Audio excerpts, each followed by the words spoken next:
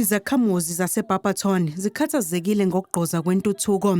Zigxeke izikhulu zikamasipala ngokuhluleka ukulungisa inkinga yokugqoza kwamanzi nemigwaqo ecekeleke phansi. Lezakhamuzi sifuna ukuthi umasipala uphinde ukhiphe umhlaba wokwakha izindlu. Zikhala nangokuntuleka kwamathuba omsebenzi.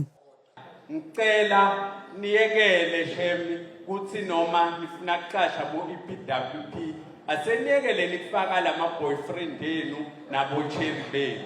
Ngicela mina i-system ishintshe right now. Thina sesivolunteer it's enough ka CWP. Sesineminyaka. There's no water empty. And the problem, and the worse. The dam let's do it. Hambana lungisa le dam le dam khule. Ditsinga ka briteka.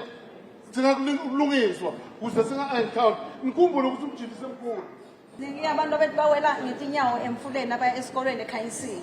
Siyacela manje nisirecognize labantu abethu manje bafake i-footbridge longenani. Imeya inxusa amakhansela ukuthi aqinisekise ukuthi izinhlelo zikahulumeni zokuthuthukisa ingqalasizinda ziphothulwa ngesikhathi nokuthi bonke abantu bayabhekelelwa ngezidingo. Ibe isithembisa izakhamuzi ukuthi zikhona izinhlelo abanazo zokuphuthumisa izidingo nqange emphakathini. I am sure 99.9% that we are going to do, because we had already made a commitment and had ensured that through council there is money for that.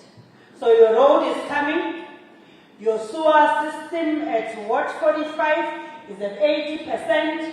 By March, April, your water issues would be resolved to up to 90% because there's nothing that is 100%.